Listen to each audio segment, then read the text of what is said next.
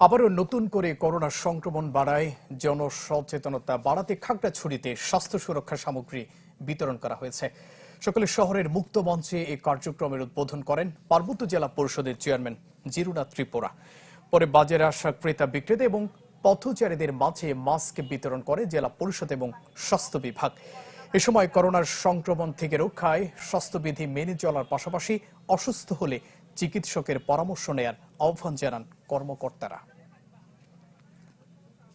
Corona virus বাহিত রোগ, এই করোনা ভাইরাসের কারণে একজনের কাছে আরেকজনের ছড়াতে পারে হাঁচি কাশি এগুলোর মাধ্যমে, যার কারণে আমাদেরকে এটার জন্য সচেতনমূলক পদক্ষেপটাই নিতে হবে।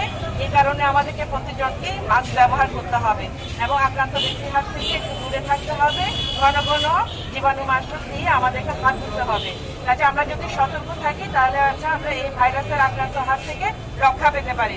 সেই জন্য সচেতন হওয়াটা সবচেয়ে বেশি জরুরি। করোনা হচ্ছে অলরেডি করোনা রোগী শনাক্ত হয়েছে।